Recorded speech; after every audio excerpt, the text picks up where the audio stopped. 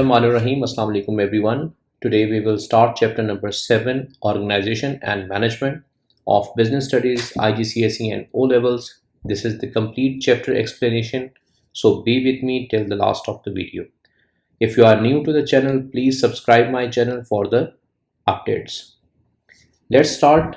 What is organizational structure? Organizational structure refers to the levels of management and division of responsibilities within an organization. This structure is often presented in the form of organizational chart with several levels of hierarchy. We will see here the definition to learn related to this chapter. First of all, related to this particular topic, organizational structure refers to the levels of management and division of responsibilities within an organization. Organizational chart refers to a diagram that outlines the internal management structure. Hierarchy refers to the level of management in any organization from the highest to the lowest. A level of hierarchy refers to managers, supervisors, other employees who are given a similar level of responsibility in an organization. So these are the definitions you must learn before you go to the topic. Here we can see the organizational chart. In this organizational chart, we can see that they have given some designations. First of all, chief executive is there, Bill Murray. Then under chief executive, 3 directors are there. One is marketing director, one is financial director, one is human resource director. Under every director, there are some subordinates are there.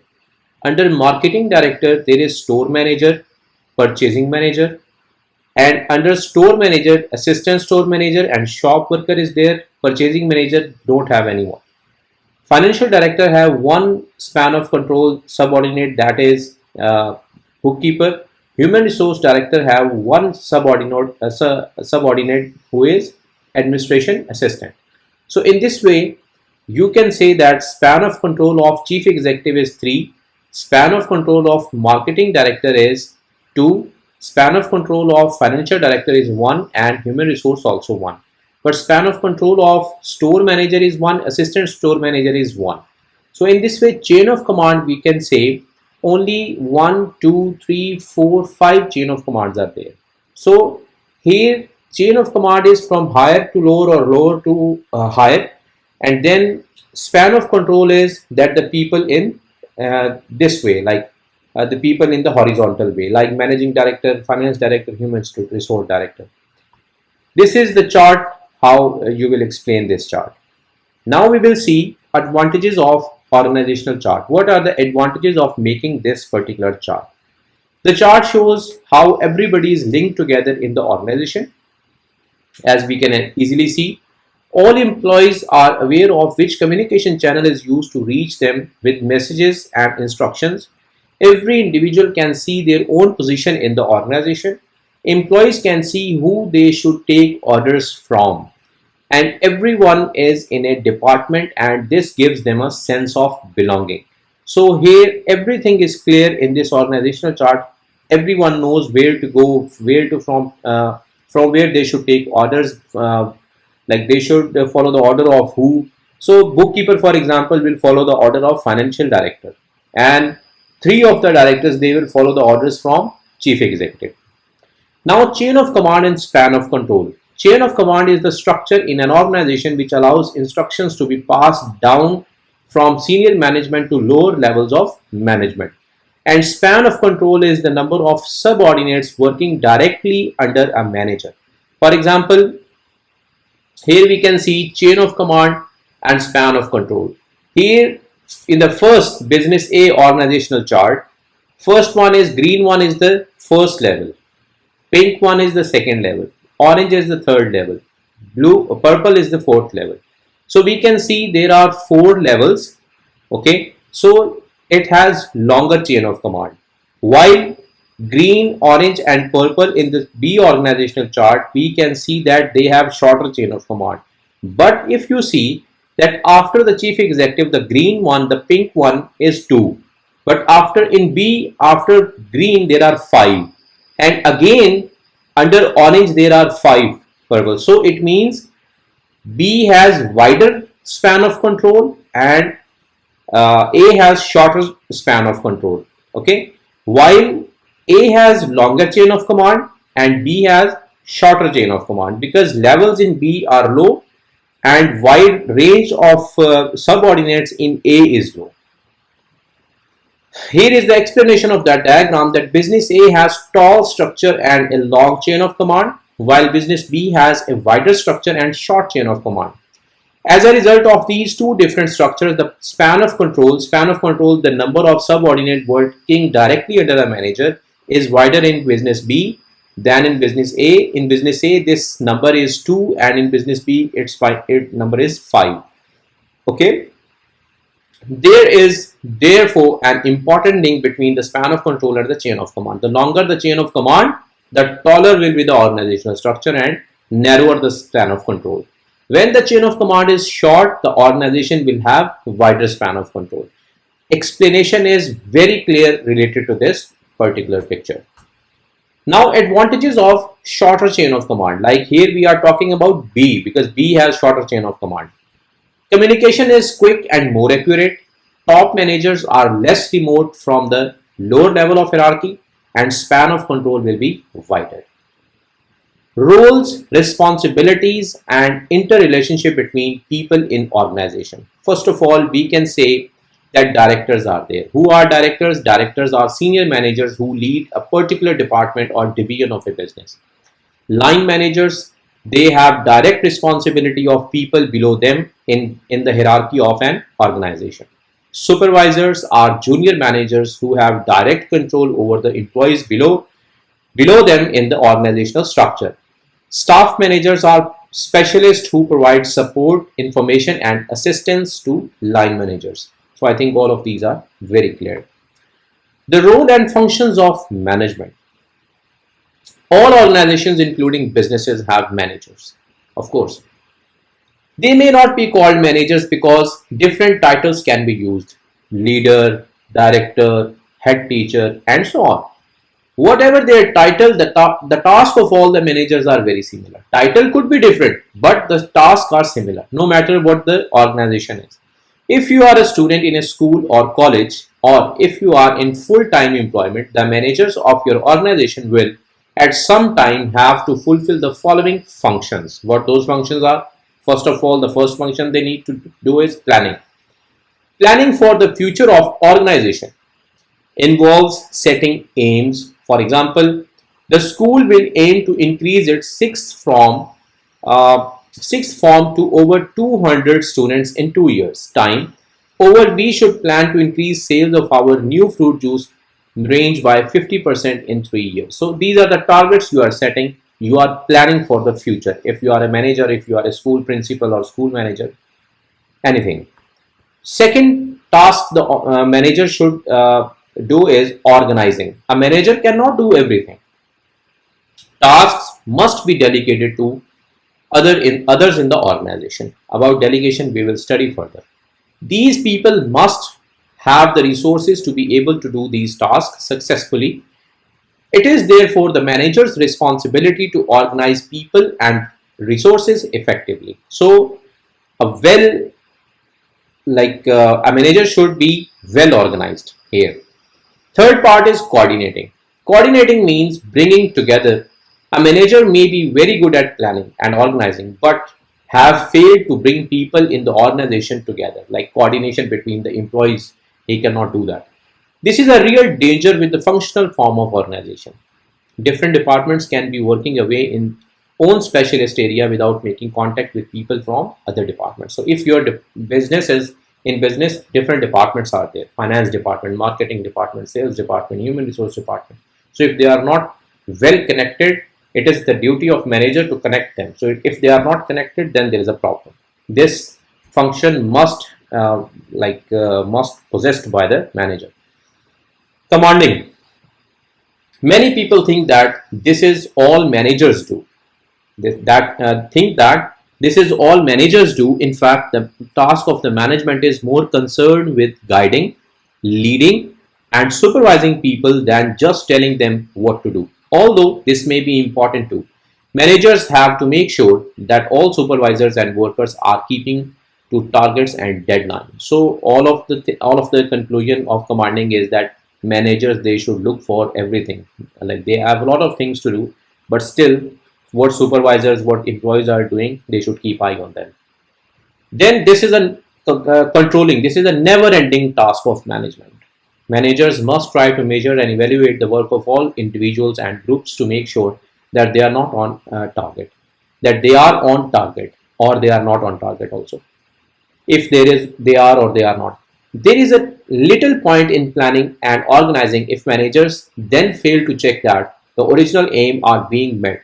If it seems that certain groups are failing to do what is expected of them, then managers may have to take some corrective action. So if managers, they should control their employees, supervisors and all that. If someone is making any mistake, they should correct that, rather if it's too late. So before that, if they are they are in a good follow up, you have to follow up every day about your employees, about your supervisors. So what they are doing, are they on the track, are they following up the proper goals and targets and everything. Now here comes the point: delegation. Delegation means giving a subordinate the authority to perform a particular task. Like managers, they cannot do everything, they are very busy. Sometimes they give their subordinates some task to do, but is it the responsible, if that task that like the subordinate, he has done the task wrong, who is responsible? The manager is responsible. It is very important to remember that it is the authority to perform a task which is being delegated, not the final responsibility. If the job is done badly by the subordinate, then it is the manager who has to accept the responsibility for this, because he told him to do that. This is called delegation. Advantages of delegation for the manager: manager cannot do every job themselves. They have to ask their subordinates to do some tasks. Managers are less likely to make mistakes if some of the tasks are performed by their subordinates. Managers can, because if the pressure is on them, then maybe they will make mistakes. So they divide their tasks, but mostly they are giving easy tasks to the subordinates. Managers can measure the success of their staff more easily. So if he is giving, the manager is giving tasks to his subordinate, so he can easily understand that he has the capability to do that or not. So he can judge him very quickly. Advantages of delegation for the subordinate. Now, subordinate who is being delegated to the task, what is the benefit to him? The work becomes more interesting and rewarding, because he feels that uh, the manager, he is trusting me, or he thinks that I am loyal to the organization. So it becomes interesting for him. The employee feels more important and believes that trust is being put in them to perform a job well.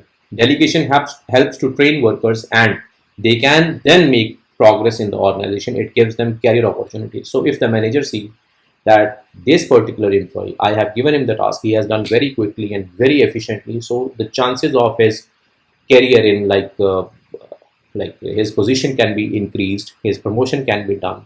So these chances are too much.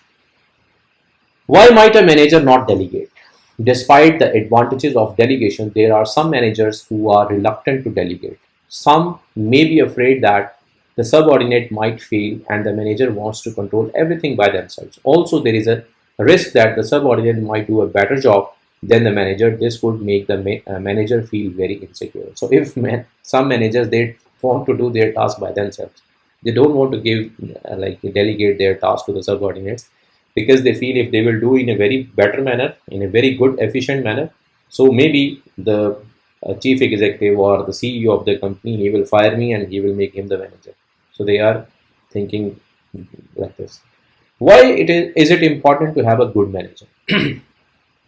Of course, a good manager should motivate employees, give guidance and advice to employees they manage. Good managers inspire employees. They manage to achieve more than they thought possible. Good managers manage resources effectively and keep cost under control. And good managers increase profitability of the business. That is why good managers are very important to the organization. Leadership. Studies on motivation have emphasized the importance of good management in the business and the need for leadership. There are many leaders in society, from politicians, religious leaders, and captains of sports team to leaders of large businesses. Many people take on the role of being leader, and some are more effective than others. A good leader in a large business is someone who can inspire and get the best out of the workforce, getting them to work towards a common goal. This is called leadership. This is the concept of leadership. Now we will see there are some styles of leadership in business. That is autocratic leadership. Autocratic leadership is where the manager expects to be in charge of the business and to have their orders followed. Like manager want all of my orders should be followed by the employees.